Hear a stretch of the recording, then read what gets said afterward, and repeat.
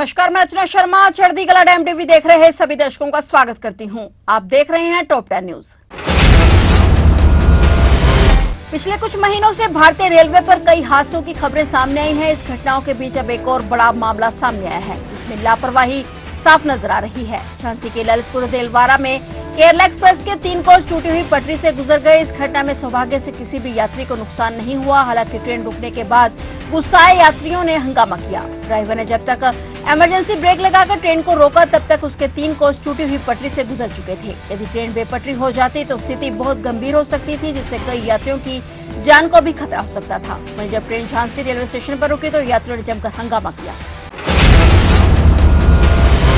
जम्मू कश्मीर में आज आखिरी चरण के चुनाव भी संपन्न हो गए हैं। जम्मू कश्मीर में 10 साल के बाद चुनाव हुए हैं और पहले 2 चरणों में चुनाव हो चुके हैं और आज तीसरा चरण भी संपन्न हो गया है। तीसरे और अंतिम चरण के मतदान के लिए मतदाताओं में उत्साह दिखा। वोटर वोट डालने मतदान केंद्र पहुंचे। वहीं प्रशासन के द्वारा सुरक्षा के कड़े इंतजाम किए गए। आज 1 अक्टूबर को तीसरे चरण में 40 सीटों पर मतदान हो चुका है और तीसरे दौर में कुल 415 उम्मीदवार चुनावी मैदान में रहे। इसके साथ ही सभी 90 विधानसभा सीटों पर मतदान की प्रक्रिया संपन्न हो गई है। नतीजे 8 अक्टूबर को आएंगे।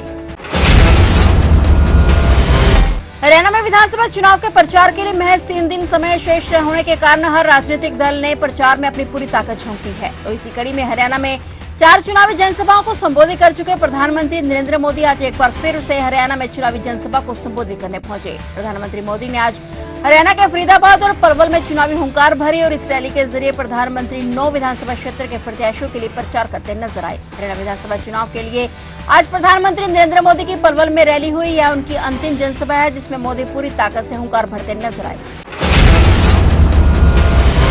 पंजाब में होने वाली पंचायतों के दौरान पंजाब सरकार ने राज्य की महिलाओं के लिए बड़ा फैसला लेते हुए चुनाव में महिलाओं के लिए 50% सीटें आरक्षित कर दी हैं। सरकार के इस फैसले का पंजाब की महिलाएं स्वागत कर रही हैं। महिलाओं का कहना है कि वे हर क्षेत्र में सफलता हासिल कर रही हैं और ऐसे में पंजाब सरकार का यह कदम सराहनीय है। सूत्रों के मुताबिक अकेले जालंधर जिले में करीब 950 गाँव हैं और इनमें से लगभग आधे गाँवों में महिलाएं ही सरपंच बनेगी।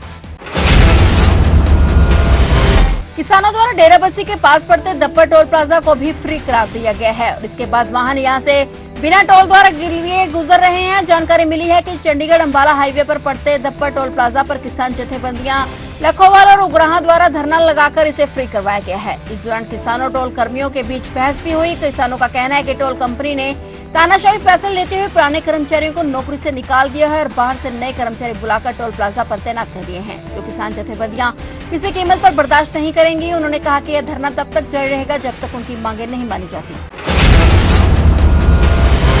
पश्चिम बंगाल में जूनियर डॉक्टरों ने सुरक्षा की मांग को लेकर फिर से काम पूरी तरह से बंद कर दिया है। इससे पहले पश्चिम बंगाल की राजधानी कोलकाता के आर्चिकर मेडिकल कॉलेज अस्पताल में दुष्कर्म हत्या के बाद शुरू हुई जूनियर डॉक्टरों की हड़ताल 21 सितंबर को खत्म हुई थी। हालांकि इसके बावजूद ओपीडी सेवाएं बंद थी और सिर्फ इमरजेंसी सेवाएं ही बहाल हो पाई थी और अब फिर आंदोलनरत जूनियर डॉक्टरों ने राज्य सरकार पर दबाव बनाने के लिए अपना अनिश्चितकालीन काम बंद कर फिर से शुरू कर दिया है।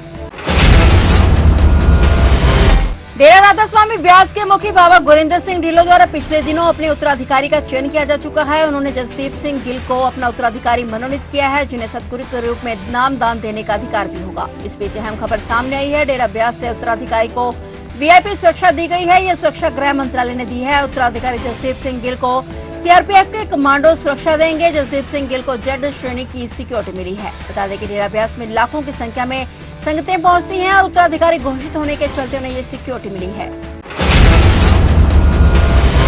पंजाब वासियों के लिए जरूरी खबर है। दरअसल पंजाब सरकार द्वारा 3 अक्टूबर को अग्रसेन जयंती के अवसर पर राज्य में ड्राई डे घोषित किया गया है। ऐसे में शराब और मीट की दुकानें उस दिन बंद रहेंगी। साथ ही 3 अक्टूबर को प्रदेश में सरकारी छुट्टी रहेगी। बता दें कि कल 2 अक्टूबर को गांधी जयंती की भी छुट्टी रहेगी और वहीं स्कूल और सरकारी दफ्तर बंद रहेंगे। उत्तर प्रदेश के राजधानी लखनऊ से सनसनीखेज मामला सामने है। लखनऊ के चिन्हट में मोबाइल देने पहुंचे डिलीवरी बॉय की 3 युवकों ने साजिश रचकर मौत के घाट उतार दिया। उसे गला दबाकर मारने के बाद 2 मोबाइल जो कुल कीमत 1 लाख रुपए और करीब 35,000 रुपए लूट लिए गए। फिर डिलीवरी बॉय के बैग में उसका शव डालकर बाराबंकी के माती इलाके में जाकर इंदिरा नहर में फेंक दिया और पुलिस ने 2 आरोपियों हिमांशु कनौजिया और आकाश को दबोच लिया। तीसरे आरोपी गजानन की तलाश में 3 टीमें लगाई गई हैं। अक्टूबर के पहले पहले दिन आम जनता को बड़ा झटका लगा है। त्योहारों से पहले एलपीजी गैस सिलेंडर महंगा हो गया है। 1 अक्टूबर 2024 से 19 किलोग्राम वाले कमर्शियल एलपीजी सिलेंडर की कीमतों में 48 रुपए 50 पैसे की बढ़ोतरी की गई है। ये नए रेट पूरे देश में लागू हो गए हैं और इसी के साथ दिल्ली में अब सिलेंडर की नई कीमत 1740 हो गई है, जो पिछले महीने 1691 रुपए 50 पैसे थी। हालांकि 14.2 किलोग्राम वाले घरेलू एलपीजी सिलेंडर की कीमतों में कोई बदलाव नहीं किया गया है, जो आम घरों के लिए राहत की बात है। तो आप देख रहे थे टॉप 10 न्यूज और नए समाचारों के साथ फिर से हाजिर होंगे। तब तक के लिए देखते रहिए चढ़ती कला टाइम टीवी।